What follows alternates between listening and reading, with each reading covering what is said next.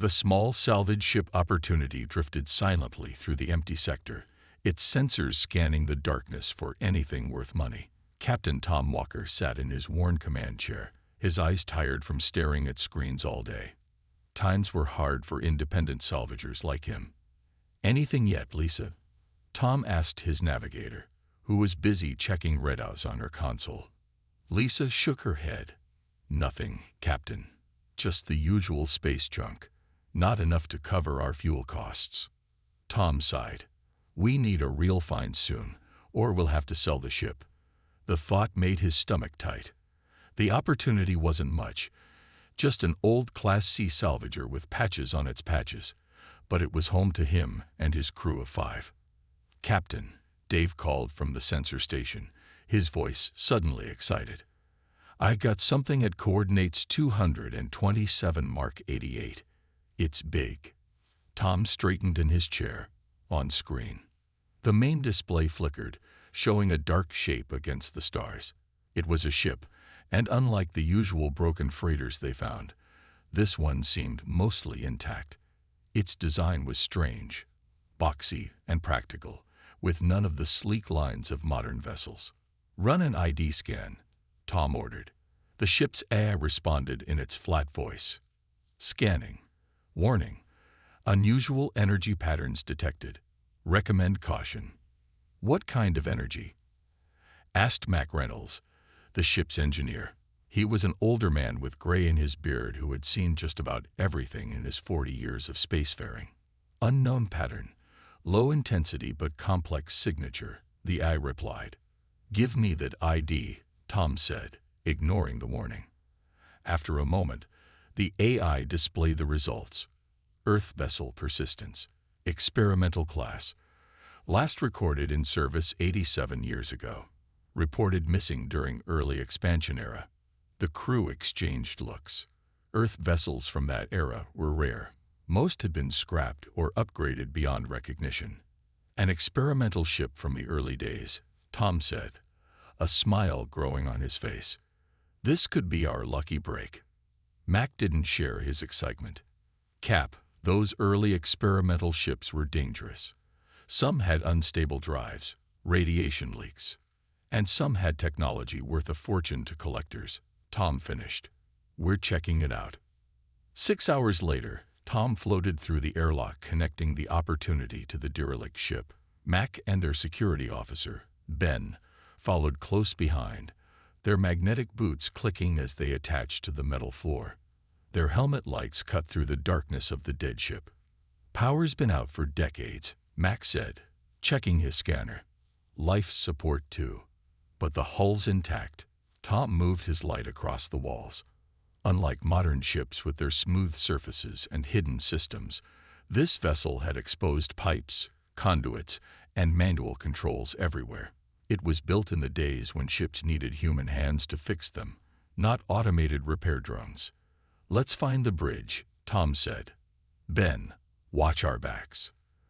They made their way through narrow corridors that spoke of a time when space efficiency trumped comfort. The ship felt solid, built to last, not like the disposable corporate vessels of today. The bridge was smaller than Tom expected, with stations for perhaps 5 crew members. Dust floated in the beam of their lights, undisturbed for nearly a century. "Let's see if we can wake her up," Tom said, brushing dust from what appeared to be the main console. Mac connected a portable power unit, giving her minimal juice. "Don't want to overload anything." Lights flickered weakly on the console, and a low hum filled the bridge. A display sputtered to life, showing a simple logo, a stylized Earth with the words Project Persistence below it.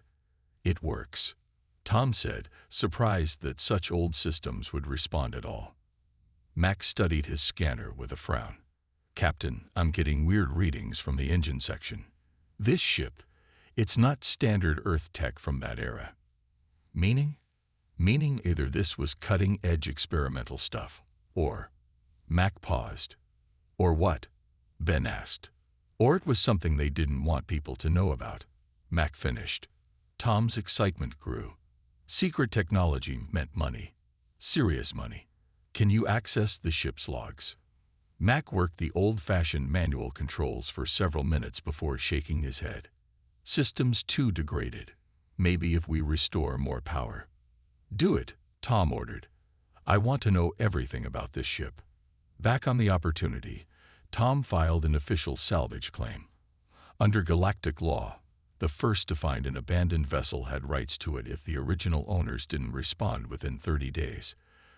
For a ship this old, there was little chance anyone would contest their claim. Salvage claim filed, Lisa confirmed, but don't expect the big companies to care. They're busy with the border tensions. Tom nodded.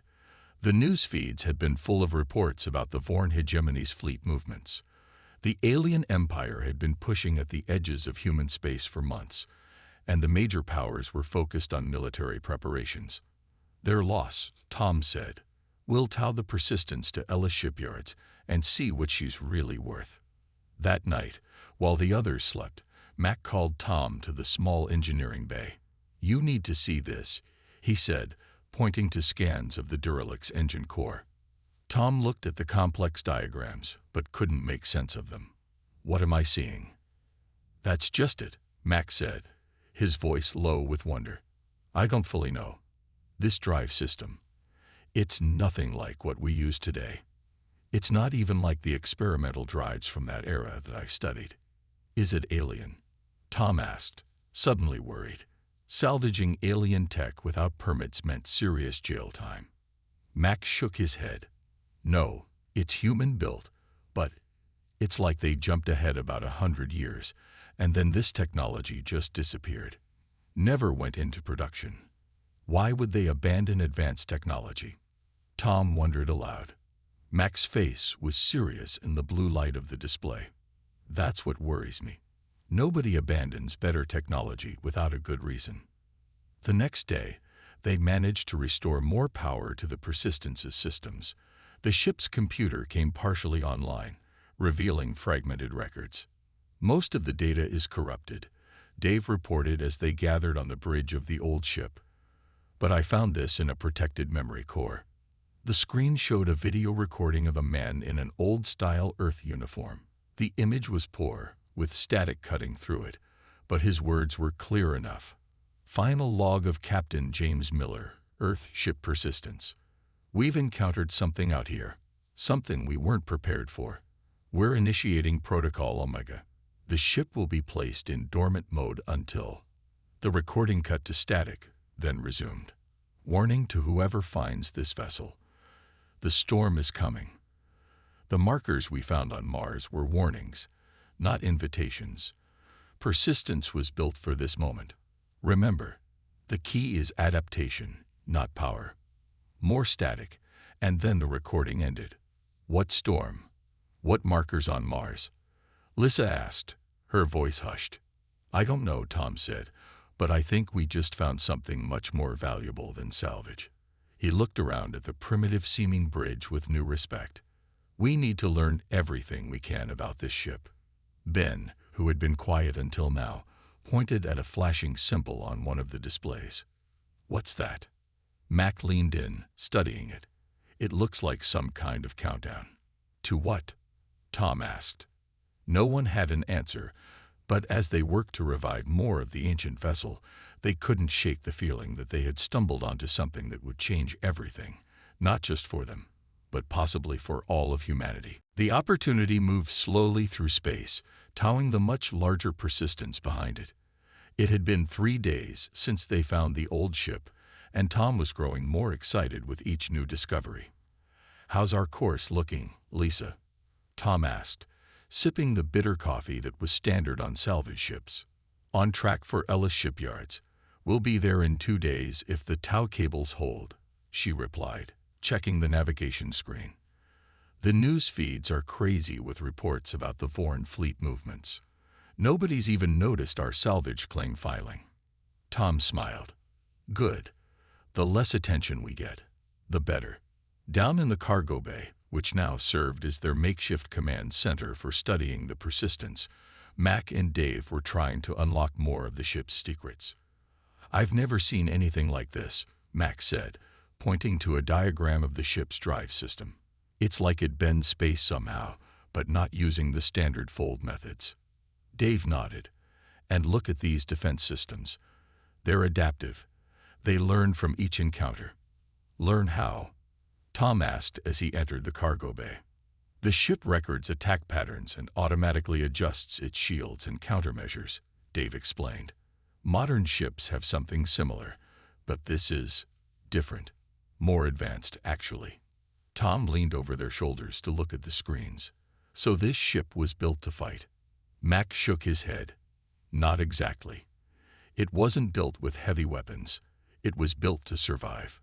To adapt. The ship's countdown timer had reached 0 that morning, but nothing had happened. At least nothing they could detect. It remained a mystery among many. I think I can get more of the computer systems online, Dave said. Maybe then we'll understand what this ship was really for. The Vorn hegemony's advanced ships had entered the outer reaches of human space, causing panic in the border colonies. On the main news channels, military experts discussed strategy while politicians made speeches about standing firm against alien aggression. In the common room of the Opportunity, the crew watched the reports with growing concern. They say the Vorn ships are faster and more heavily armed than anything we have, Lisa said. Ben, who had served in the Earth Defense Force before becoming a security officer on salvage ships, nodded grimly. I've seen classified reports on their technology. If they bring their main fleet, we're in trouble. Maybe that's what the Persistence was built for, Tom suggested. The warning about the coming storm. What if they knew about the Vorn back then? The idea hung in the air. It seemed impossible that ship designers from nearly a century ago could have known about a threat that was only now emerging, and yet the timing was strange. Whatever it was built for, Tom continued, we need to get it working again. I've got a feeling it's worth more than simple salvage now. Ellis shipyards came into view the next day, a massive structure orbiting a small mining moon. Dozens of ships were docked for repairs or upgrades, most of them commercial vessels being converted for defensive capabilities because of the Vorn threat.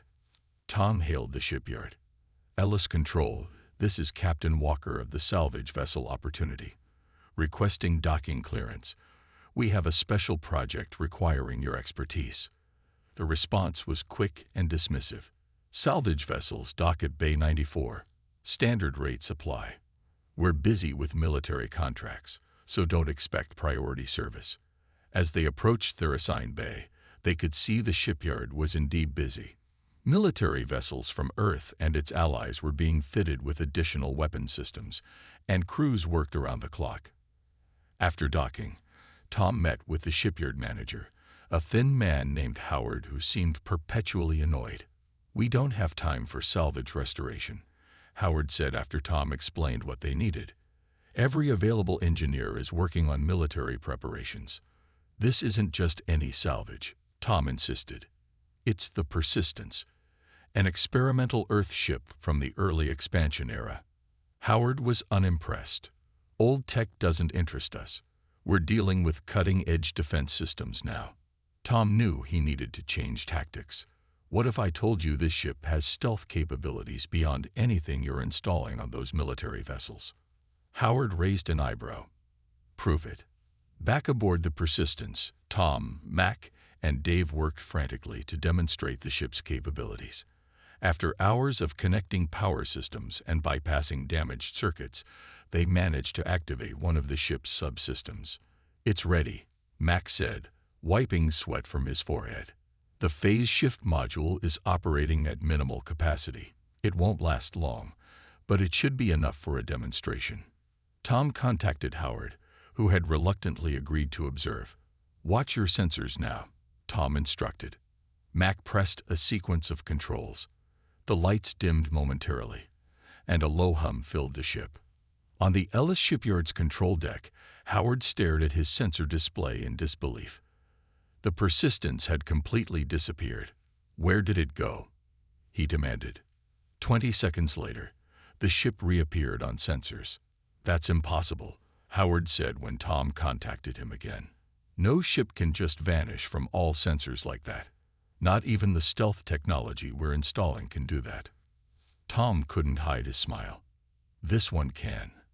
And there's more. Adaptive defense systems, space-folding drive technology. Things that were developed and then apparently forgotten. Howard's attitude changed completely. I'll assign a team immediately. This could be valuable for the current situation.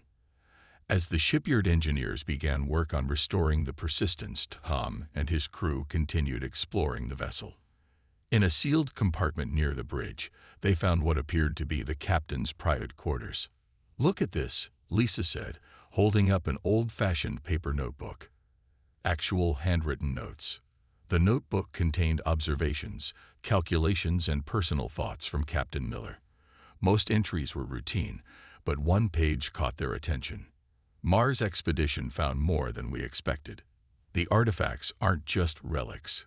They're a message. Or a warning. Command doesn't believe my interpretation, but they've authorized Project Persistence anyway. If I'm right about what's coming, this ship may be humanity's only chance. Another entry, dated weeks later, was even more disturbing. First contact with the Vorn scout ships. They didn't detect us thanks to the phase technology, but what we saw confirms my worst fears. Their technology is beyond ours in every way. Earth isn't ready. We're implementing Protocol Omega. The ship will wait. The Vorn, Ben whispered. They knew about them back then. Tom felt a chill run down his spine. And they built this ship specifically to counter them. As if responding to their discovery, the ship's computer systems suddenly came to life. Displays lit up across the bridge, and a soft voice spoke from the speakers. Protocol Omega complete. Dormancy phase ended. Sentinel program active. I am Pearl, automated system of the Earth vessel Persistence. The storm has arrived. The crew stared at each other in shock. The ghost ship had awakened, apparently of its own accord, just as the Vorn fleet approached human space. Pearl, Tom said hesitantly, what is your purpose? The computer's voice was calm and clear. To ensure humanity's survival against the Vorn hegemony. Captain Miller encountered them 87 years ago and knew they would eventually come in force. I was built to be ready when that day arrived. And you think that day is now? Lisa asked. Sensor data confirms Vorn fleet signatures matching those recorded during first contact, Pearl replied. The probability is 99.7% that this is the invasion Captain Miller predicted. Tom looked at his crew, then back at the now active displays showing the ship's systems coming online one by one. I think, he said slowly, we need to contact Earth Defense Force. They need to know what we found. The next 3 days were a blur of activity. Military engineers worked alongside Tom's crew to fully restore the Persistence's systems. Pearl guided them, filling in gaps in their understanding and helping calibrate systems that hadn't been active in decades. As they worked, news from the front grew worse. The first major engagement between human forces and the Vorn had ended in disaster. 3 Earth battleships destroyed, with only minimal damage to the alien fleet. Their shields adapt too quickly to our weapons, a grim-faced officer reported during a briefing. And their targeting systems are far more precise than ours. Current projections give us less than a 15% chance of stopping their advance to Earth.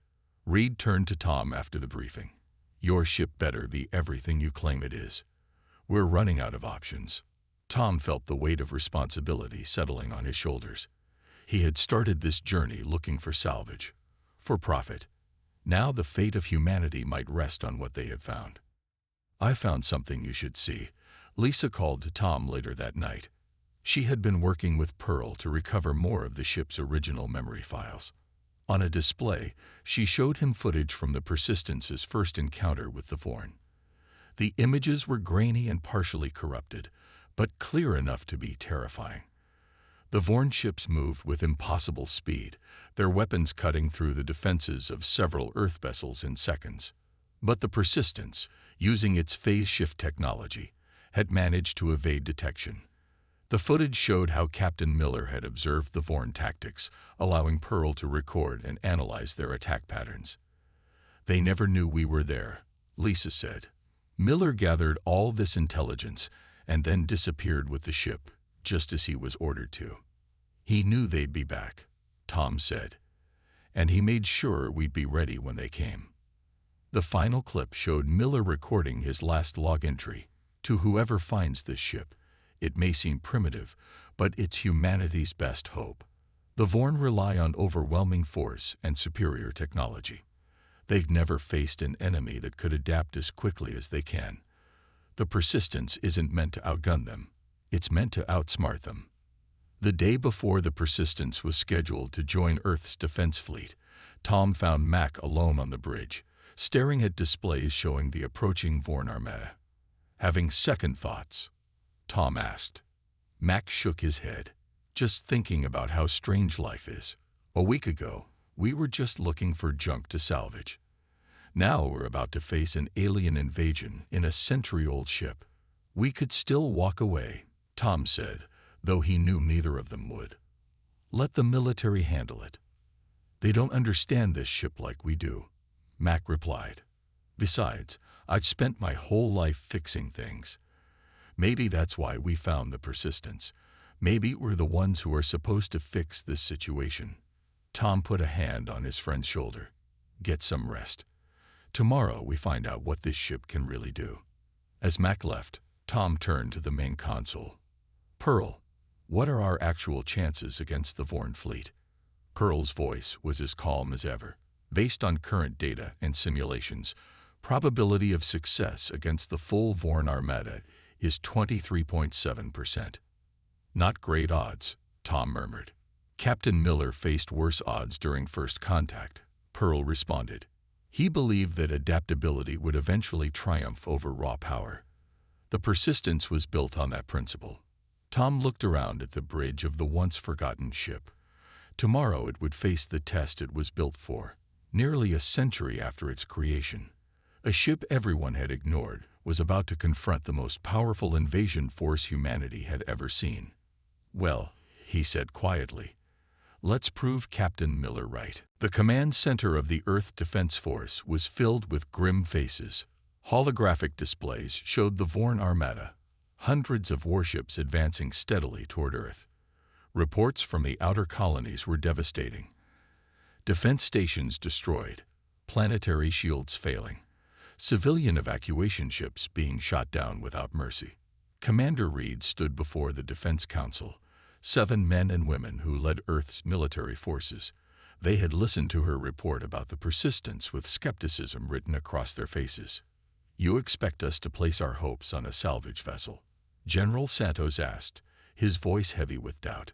One that's been drifting in space for nearly a century. Not just any vessel, Reed replied firmly. One specifically designed to counter Vorn technology. Admiral Chen shook her head. We need real solutions, Commander. Not fairy tales about magical old ships. With respect, Admiral, Reed said, our real solutions are failing. The Newcastle battle group was destroyed this morning. The Vorn shields adapt to our weapons after just a few hits.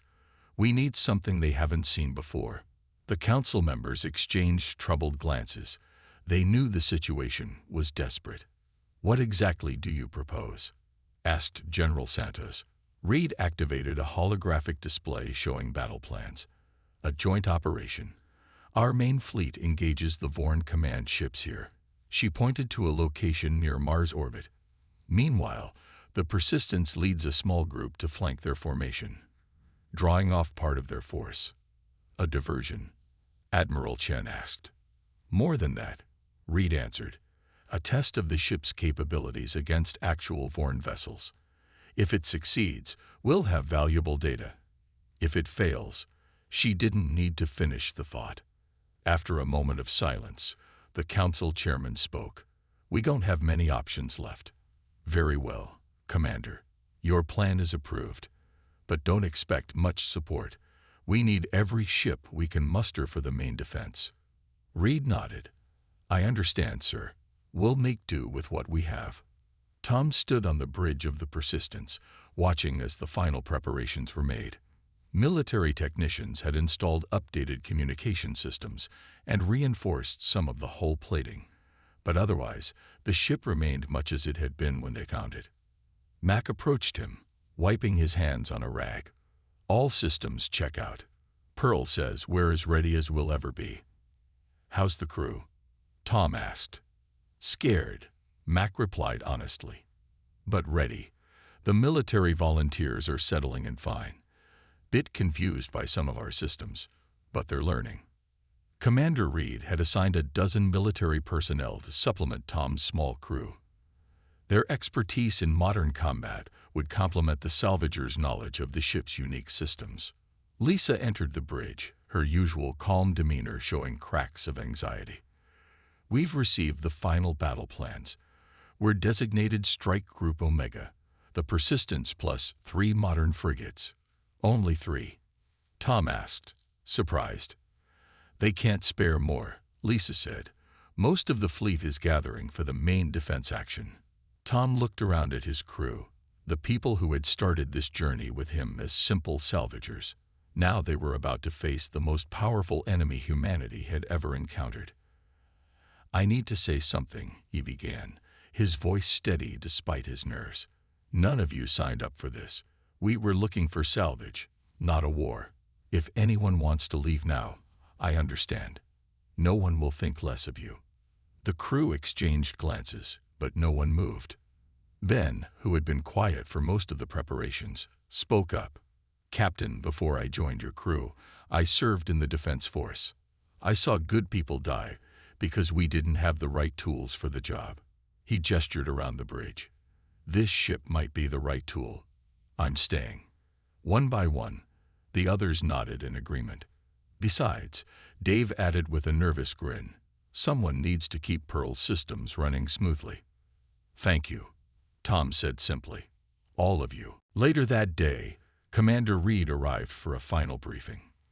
"The Vorn will reach Mars orbit in 14 hours, she told them, activating a tactical display.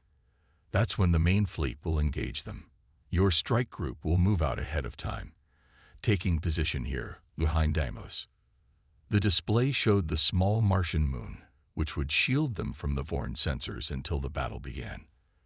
"When the main engagement starts, you'll emerge and attack the rear section of their right flank," Reed continued. "Your mission is to draw off as many of their ships as possible, giving our main force a better chance against their command vessels."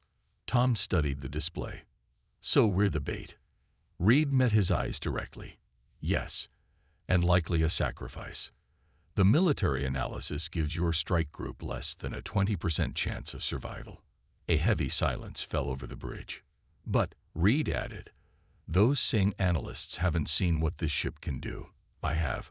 She looked around at the crew. "Remember, your primary mission is to gather combat data on how the Persistence's systems perform against the Vorn. Any damage you inflict is a bonus." After Reed left, Tom turned to Pearl. "What do you think of our chances? Based on current battle projections and assuming full functionality of all systems, the Persistence has a 42.8% probability of survival," Pearl responded. "However, the probability of mission success is 67.3%. "How do you define mission success?" Mac asked. "Gathering sufficient combat data to improve Earth's defensive capabilities against the Vorn," Pearl answered, "and demonstrating the effectiveness of adaptive systems against their technology." Tom nodded slowly. Not exactly reassuring, but better than the military estimate. The journey to Mars was quiet. Each crew member dealt with their fear in their own way. Some of the military personnel shared stories of previous battles. Dave spent hours studying Pearl's systems. Lisa pored over navigational charts, planning escape routes. Ben checked and rechecked the ship's limited weapons. Tom found Mac in the engine room, making final adjustments to the phase shift drive. "How's it looking?" Tom asked. "As good as it can be," Mac replied. "This technology is amazing, Tom. The way it folds space around the ship. It's decades ahead of anything we use today." He paused. "It's a shame it was hidden away all this time. Think of what we could have done with it." "Maybe that's why it was hidden," Tom suggested. "Maybe we weren't ready for it." Mac considered this. And now we don't have a choice. As they reached Mars orbit, the crew gathered on the bridge for Tom's final words before battle. "We all know the odds," he said. "But remember what Captain Miller said. This ship wasn't built to outgun the Vorn. It was built to outsmart them." He looked around at their faces, friends, colleagues, and newly assigned military personnel, all united in this desperate mission. The Persistence has waited nearly a century for this moment. It's time to show the Vorn what happens when they threaten Earth. The ship took its position behind Deimos, joined by the 3 military frigates that made up the rest of Strike Group Omega. They powered down to minimal systems, waiting. 8 hours later, the sensors lit up. The Vorn Armada had arrived. The battle for Earth had begun. The main view screen on the Persistence showed a terrifying sight. Hundreds of Vorn warships, their black hulls gleaming against the stars. They moved with perfect coordination, like a single organism rather than an armada. In the distance, the flashes of energy weapons marked where Earth's main fleet engaged the front line of the alien force. "This is it," Tom said, his mouth dry with tension. "Pearl, activate all combat systems." "Combat systems active," Pearl responded. "Phase shift drive ready. Predictive defense matrix online. Energy reflection system calibrated." Tom opened a channel to the 3 frigates accompanying them. "Strike Group Omega, this is Captain Walker. Stay close and follow our lead. Remember, our job is to draw their attention away from the main fleet." "Copy that, Persistence," came the response from Captain Harris of the frigate Defiant. "Though I still don't understand how that old bucket of yours is going to make any difference." Tom smiled grimly. "You're about to find out. Strike Group Omega, move out." The 4 ships emerged from behind Deimos, accelerating toward the right flank of the Vorn formation.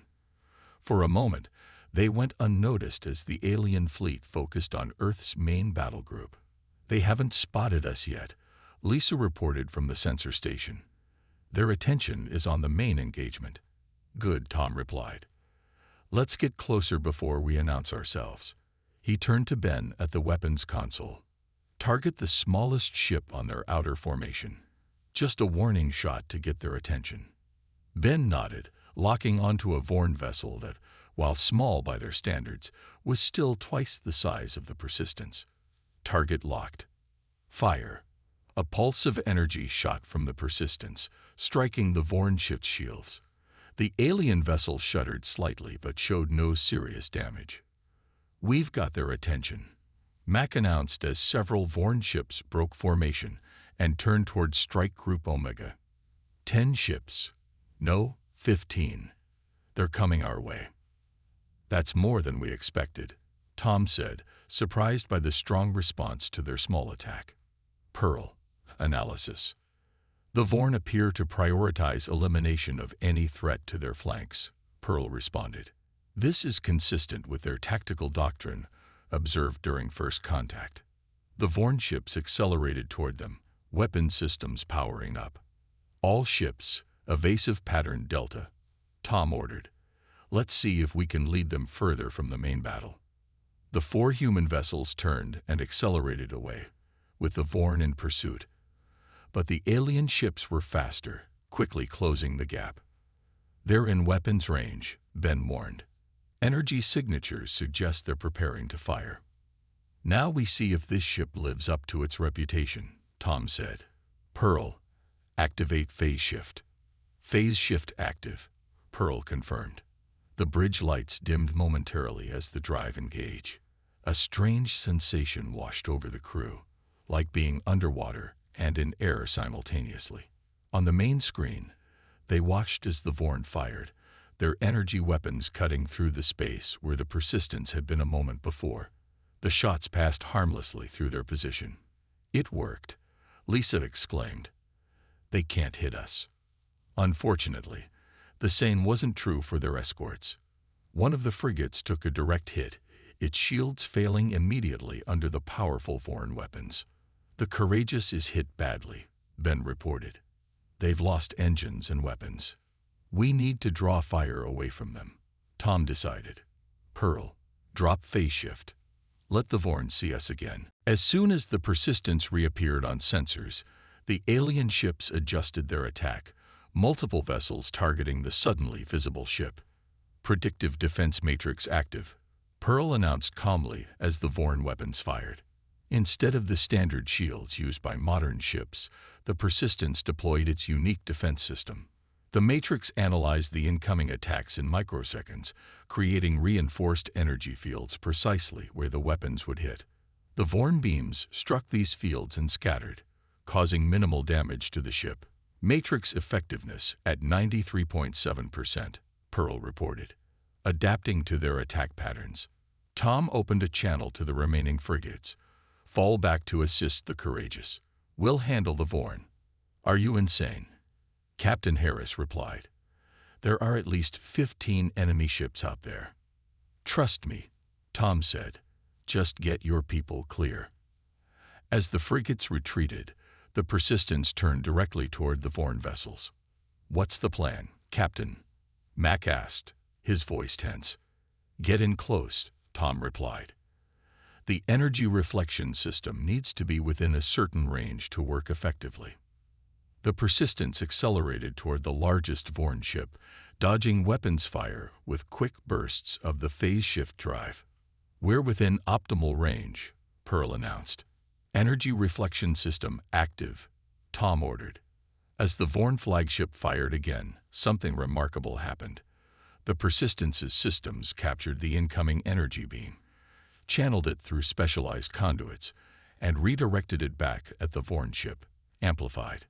The alien vessel's shields failed under its own reflected weapon fire, and significant damage rippled across its hull. It's working, Dave shouted from his station. Pearl, full attack pattern, Tom commanded. Use everything this ship has. The Persistence began a complex series of maneuvers, appearing and disappearing with the phase shift drive, predicting and blocking attacks with the defense matrix, and reflecting the Vorn's own energy back at them. The alien ships, confused by these unknown tactics, began firing more frantically. But with each attack, Pearl learned and adapted, making the Persistence increasingly effective. One Vorn ship exploded as its own reflected energy struck a critical system. Another lost propulsion and began drifting. A third, attempting to retreat, was caught by a particularly powerful reflected beam that cut through its command section. On the main Earth Fleet communication channel, confused reports began flowing in. What's happening to the Vorn right flank? Strike Group Omega is engaging at least 15 enemy vessels. That's impossible. It's just 4 small ships. Commander Reed's voice cut through the chatter. Focus on our targets. Let Captain Walker handle his assignment. As the battle continued, more Vorn ships broke from the main formation to deal with the unexpected threat. The Persistence led them on a complex chase, drawing them further from the main battle while continuing to damage any ship that came too close. We've pulled 23 ships away from the main engagement, Lisa reported with amazement. That's giving our fleet a fighting chance. Pearl, status update, Tom requested, gripping his chair as the ship shook from a partial hit. Phase shift drive operating at 72% efficiency. Predictive matrix at 89%. Energy reflection system fully functional. Overall combat effectiveness remains high. Tom noticed something on the tactical display. The Vorn fleet is changing formation. They're pulling back. The alien ships were indeed regrouping, moving away from both Earth's main fleet and the troublesome Persistence. Their perfect formation had been disrupted, and they appeared to be reassessing their strategy. They didn't expect this, Max said, his voice filled with wonder. They've never faced anything like the Persistence before. A communication came through from Commander Reed. Captain Walker, I don't know how you're doing it, but the Vorn are retreating from the entire sector. Whatever that ship of yours did, it scared them. Tom looked around at his tired but triumphant crew. It wasn't just the ship, Commander. It was the people who built it, who understood what we would need even before we knew about the threat. And it was this crew who took a chance on an old derelict that everyone else ignored. As the Vorn Armada disappeared into deep space, the crew of the Persistence shared looks of disbelief and joy. They had done the impossible. A salvage crew in a forgotten ship had turned the tide against the most powerful enemy humanity had ever faced. "Pearl," Tom asked quietly, "do you think they'll be back?" "Analysis suggests the Vorn will return with adapted strategies," Pearl responded. "However, the Persistence will continue to evolve as well." Captain Miller's vision was correct. Adaptability is the key to survival. Tom nodded, looking at the stars on the view screen. A ship everyone had ignored had just saved humanity, and he knew that this was only the beginning of its story.